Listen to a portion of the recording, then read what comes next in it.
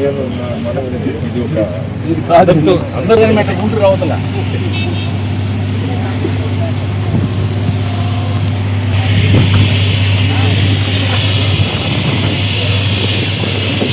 మళ్ళీ వెనక్కిపోతుంది.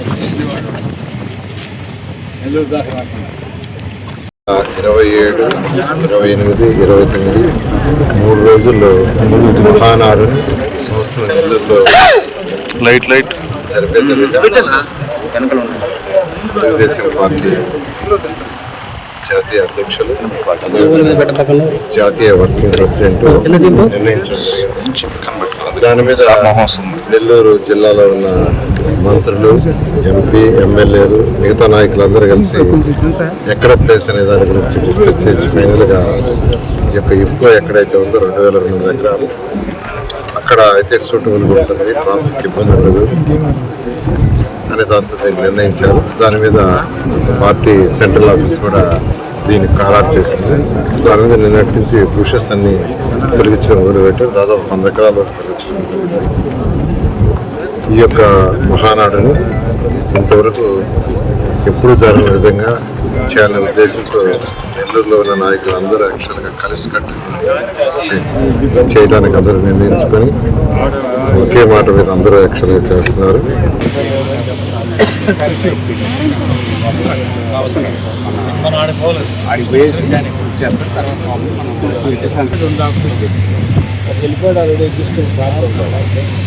ట్రాక్ ఇచ్చి చేసుకోవచ్చు, అది చేయాలి.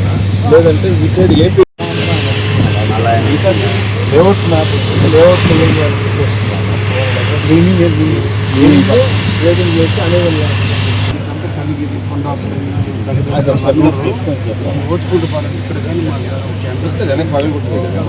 వాడమని అయిన రేపు ఆయన వస్తే ఒకసారి నీట్గా కొట్టాలి, నీట్గా పగలు కొట్టాలి.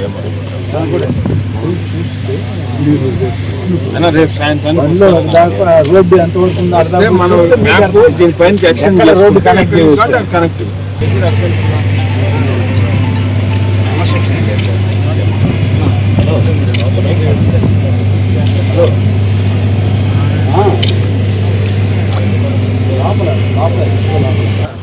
మంచి అనుభూతి, మంచి మార్గదర్శకం కూడా తెలుగుదేశం పార్టీ విధానాల పరంగా, తెలుగుదేశం పార్టీ చర్చల పరంగా భవిష్యత్ తరాలకి ఒక మంచి కార్యక్రమాన్ని, మార్గనిర్దేశాన్ని ఈ యొక్క మహానాడు సభలు అందిస్తాయని చెప్పి ఆశిస్తూ ఈ ప్రాంతం కూడా అభివృద్ధి జరిగే దానిలో ఇవాళ అభివృద్ధి పరంగా, సంక్షేమ పరంగా తెలుగుదేశం పార్టీ కూటమి ప్రభుత్వం చంద్రబాబు నాయుడు గారి నాయకత్వంలో అనేక ప్రాంతాల్లో ఇవాళ అనేక రకాలుగా అభివృద్ధి చేయాలనేటువంటి ఒక పట్టుదలతో, సంకల్పంతో పనిచేస్తున్న ఈ ప్రభుత్వం మరి నెల్లూరు జిల్లాలో ఇక ఇంత అద్భుతమైనటువంటి మహానాడును జరుపుతూ ఉన్నప్పుడు నెల్లూరు జిల్లా భవిష్యత్తు, నెల్లూరు జిల్లా యొక్క ముఖ చిత్రం కూడా మారబోతుందనేటువంటిది ఈ తరంలో ఉన్నటువంటి ఆలోచన.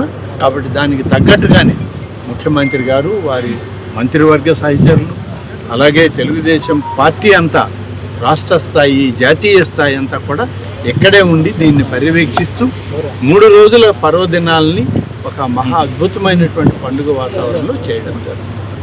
దానికి తగ్గ ఏర్పాట్లని మరి ఈ 2 రోజుల నుంచి కొంత పని జరుగుతున్నా ఈ రోజు నుంచి రేపు శంకుస్థాపన జరుగుతుంది. కాబట్టి ఈరోజే పార్లమెంట్ సభ్యులు, శాసనసభ్యులు అందరం కలిసి ఇక్కడికి వచ్చాం.